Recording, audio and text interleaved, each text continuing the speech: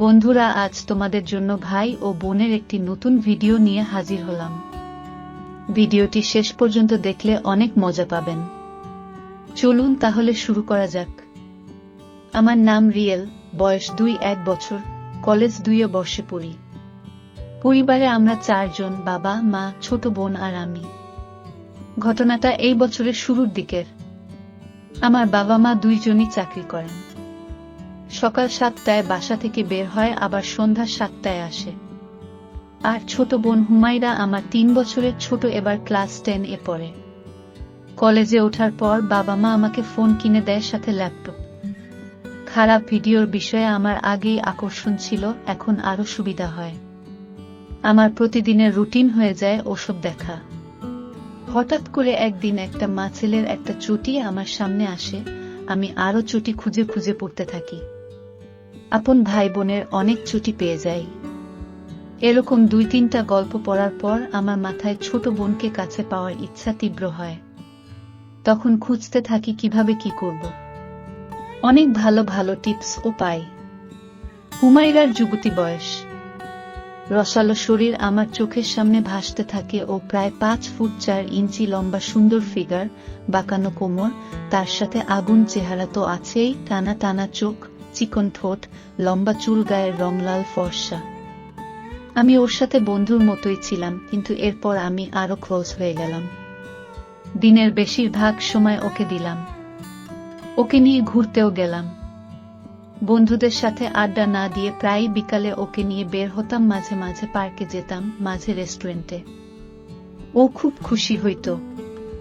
আমাদের প্রাইভেট গাড়ি ছিল, আর আমি ড্রাইভও করতে পারতাম, তাই প্রবলেম হতো না। পার্কে বেশিরভাগই খাপও থাকতো। প্রথম দিকে ও লজ্জা পেত, পরে আস্তে আস্তে ও আমার সাথে খাপলদের মতোই চলতো, হাত ধরত, কাঁধে মাথা রাখত। আমিও ওর কোলে মাথা রেখে শুয়ে থাকতাম। অনেক বিষয় নিয়ে কথা বলতাম, কিন্তু পরিকল্পনা মতো। আমি প্রেম, বিয়ে, আস্তে আস্তে মেলামেশা নিয়েই বেশি কথা বলতাম। প্রথম দিকে ও টপিক চেঞ্জ করতে চাইলেও আস্তে আস্তে ও এগুলা নিয়েই কথা বলতো। একদিন বন্ধুদের কাছে শুনলাম যে একটা রেস্টুরেন্ট এ নাকি কাপলদের পার্সোনালি আড্ডা দেওয়ার জন্য বাইরে থেকে দেখা যায় না এরকম কাচের গ্লাস দিয়ে তৈরি রুম আছে, সেখানে ওরাও অনেকে রুম ডেট করছে। আমি তো হুমায়রাকে নিয়ে সেখানে যাওয়ার জন্য পাগল হয়ে গেলাম, কিন্তু ওকে হুট করে নিয়ে গেলে তো হবে না, আগে থেকেই বলতে হবে। তাই বাড়িতে গিয়ে সবকিছু বললাম যে এরকম একটা নতুন রেস্টুরেন্ট হয়েছে, যাবি নাকি? ও বলল, ওখানে গিয়ে আমরা কি করব? আমি বললাম, এমনি দেখলাম কেমন কি। পরে ও রাজি হইল। পরের দিন আমরা সেই রেস্টুরেন্ট এ গেলাম। প্রথমেই একটা ঘটনা ঘটল। ওখানে ঢোকার সময় আমাদের পরিচয় পাল্টাতে হলো। বয়ফ্রেন্ড গার্লফ্রেন্ড পরিচয় দিয়ে ভিতরে ঢুকলাম। হুমায়রা মুচকি মুচকি হাসতেছিল, তারপর বলল, আমি তাইলে তোমার গার্লফ্রেন্ড? আমিও হেসে বললাম, এখনকার জন্য তো তাই। তারপর টোকেন দিয়ে রুমে ঢুকলাম। একটা বড় সোফা, একটা টেবিল, দেয়ালে একটা টিভি, আর নিচে পুরোটা ফ্লোর মাদুর পাড়া। হুমায়রা সোফাতে গিয়ে পা তুলে বসল। আমি টিভিটা অন করলাম, একটা রোমান্টিক মুভি চালিয়ে দিলাম। তারপর রিসেপশনে কল দিয়ে খাবার অর্ডার দিলাম, সাথে সাথেই খাবার দিয়ে গেল। আমি দরজাটা লক করে দিলাম। ও বলল, গার্লফ্রেন্ডকে শুধু এই খাবার খাওয়াতে আবার দরজা লক করতে হয়? আমি বললাম, একটা প্রাইভেসি আছে না? ও একটু হাসলো। হুমায়রা সেদিন নীল রঙের একটা সালোয়ার কামিজ পরেছিল, সাথে ঠোঁটে লিপস্টিক। আমি তো পাগল হয়ে যাচ্ছিলাম। খাবার টেবিলে রেখে ওর পাশে গিয়ে বসলাম। ও মুভিটার দিকে তাকিয়েছিল। আমি বললাম, তুই কিন্তু অনেক সুন্দর হচ্ছিস দিন দিন। ও বলল, কিভাবে বুঝলা? আমি বললাম, তোকে দেখে। ও বলল, আমার মধ্যে এমন কি দেখলে সুন্দর? আমি বললাম, তোর সব কিছুই তো সুন্দর। ও বলল, যেমন? আমি বললাম, তোর চেহারা, তোর ফিগার, তোর সবকিছু। ও লজ্জাতে একটু মুচকি হাসল। তারপর ওর কোলে মাথা রাখলাম। ও হাত দিয়ে আমার চুলগুলো নাড়ছিল। ওর শরীরের মিষ্টি গন্ধ আমাকে মাতাল করে দিচ্ছিল। আমি বললাম, তোকে তো এত কাছে আর বেশি দিন পাবো না। ও বলল, কেন? আমি বললাম, তোর বিয়ে হয়ে গেলে কি তখন আর আমাকে সময় দিবি? তখন তো জামাইয়ের আদর নিতেই ব্যস্ত হয়ে যাবি। ও বলল, ও আচ্ছা। আমার বিয়ে হোক তুমি বুঝি চাও না? আমি বললাম, তা কখন বললাম আমি? ও বলল, তার মানে তুমি চাও আমার তাড়াতাড়ি বিয়ে হোক, তাই তো? গার্লফ্রেন্ডকে ছেড়ে থাকতে পারবা? আমি বললাম, তা আর কি করার, থাকতে তো হবেই। ও বলল, কিন্তু আমি তো তোমাকে ছাড়া থাকতে পারবো না। আমি বললাম, কেন পারবি না? ও বলল, জানি না। আমি বললাম, তার মানে তুই বিয়ে করবি না? ও আমার মাথা ওর কোল থেকে তুলে দিল, তারপর উল্টা দিকে মুখ ঘুরিয়ে বলল, কখনোই করব না, না মানে না। এই সুযোগে আমি ওকে পিছন থেকে জাপটে ধরে ওর লম্বা চুল সরিয়ে কানের নিচে একটা উপহার দিয়ে বললাম, সত্যিই কখনো আমাকে ছেড়ে যাবি না? ও মুখ ঘুরিয়ে আমাকে জড়িয়ে ধরল। ও বলল, কখনো যাব না। তারপর বলল, ভাইয়া, আমাকে সত্যিই তোমার গার্লফ্রেন্ড বানাবা? আমি বললাম, তুই তো আমার গার্লফ্রেন্ডই। ও বলল, নিজের প্রেমিকার সাথে কেউ তুই করে বলে? আমি বললাম, ওহ সরি, আর বলবো না। আমরা আবার একটা লিপ কিস করলাম, তারপর ও বলল, আই লাভ ইউ জান। আজকে থেকে তুমি আমার ভাইয়া না, তুমি আমার রাজা। তারপর আমার ঠোঁটে লেগে যাওয়া লিপস্টিক মুছে দিল। আমি বললাম, আর তুমি আমার রানী। 1 ঘন্টার জন্য রুমটা বুক করেছিলাম, তাই চেক আউট করে বের হয়ে গেলাম। দুইজন খাবার ওভাবেই পরে রইল গাড়িতে। হুমায়রা আমার কাঁধে মাথা রাখল, তারপর বলল, জান, রাতে আমাকে ফোনে কল দিবা। আমি বললাম, কেন জান? ও বলল, প্রেম করব। তারপর মুচকি একটা হাসি দিল। আমার কাছে তখন সব স্বপ্নের মতো লাগতেছিল। আমি বললাম, ওকে শোনা। বাসায় রুম আলাদা হওয়ায় ও কল দিতে বলল, রাত জেগে কথা বলার জন্য। আমার বিশ্বাসই হচ্ছিল না। যাই হোক, বাড়িতে গেলাম। রাত্রে বাবা মা আমরা একসাথে খেলাম। খাবার সময় বাবা বলল, বাবা আর আম্মু 2 দিনের জন্য চট্টগ্রামে যাচ্ছে গ্রামের জমি সংক্রান্ত কাজে। হুমায়রা আমার দিকে তাকিয়ে মুচকি মুচকি হাসল। বাবা বলল, তাদের সকালের এয়ার টিকেট কাটা শেষ, 2 দিন পরেই ফিরে আসবে, আমরা যেন সাবধানে থাকি। আমি বললাম, সমস্যা নেই বাবা, আমরা সাবধানেই থাকব। খাবার শেষে যে যার রুমে চলে গেলাম। তারপর রুমে গিয়ে হুমায়রাকে কল দিলাম। ও বলল, জান, কি করো? আমি বললাম, তোমার কথাই ভাবছি সোনা। ও বলল, সকাল হলেই তো আমাকে পাবা। আমি বললাম, তোমাকে যে আমার আরো কাছে পেতে ইচ্ছা করে। ও বলল, কত কাছে শুনি? আমি বললাম, বুকে তার বড় যত কাছে পেতে চায়। ও বলল, দুষ্টু। তারপর কল কেটে দিল। আমি আবার কল দিলাম। বললাম, কি হলো?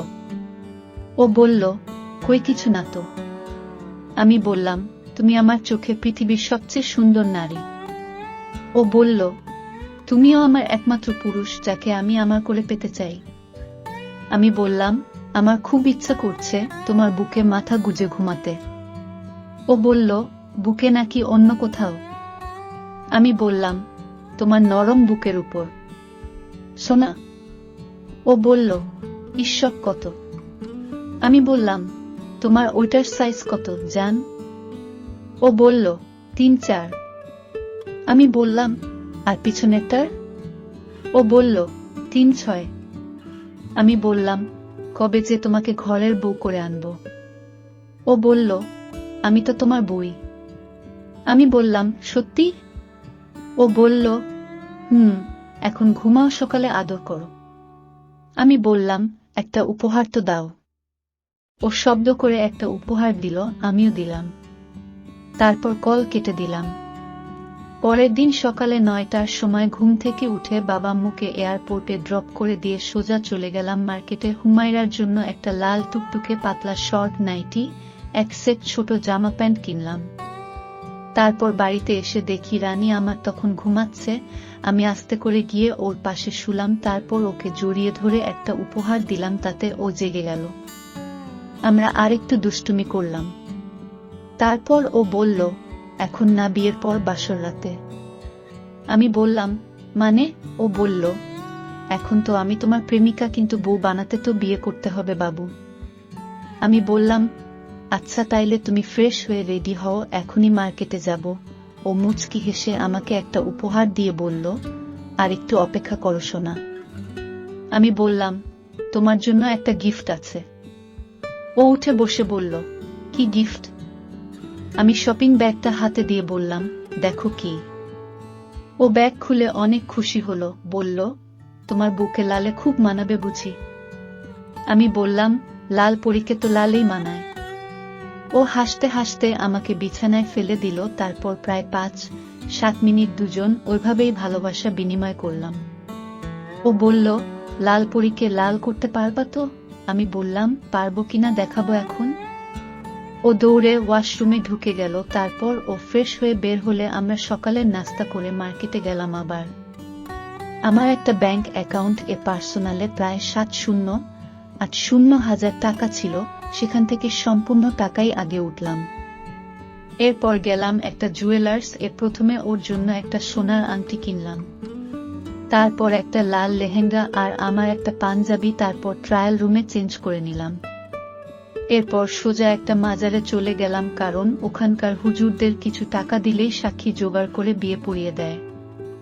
গিয়ে একটা হুজুরকে বললাম, আমরা দুইজন দুজনকে খুব ভালোবাসি, বাসা থেকে মেনে নিইনি, তাই পালিয়ে বিয়ে করব। তারপর হাতে 5,000 টাকা ধরিয়ে দিলাম। হুজুর দুইজন সাক্ষী এনে বিয়ে পড়িয়ে দিলেন। আমি দেনমোহর হিসেবে ওকে সোনার আংটিটা পরিয়ে দিলাম আর 3 বার কবুল বলে দুইজন বিয়ে সমাপ্ত করলাম। এরপর সবশেষে প্রায় সন্ধ্যা হয়ে গেল। বাড়ি থেকে আমার দেয়া গিফটের ব্যাগ হুমায়রা নিয়ে বের হয়েছিল।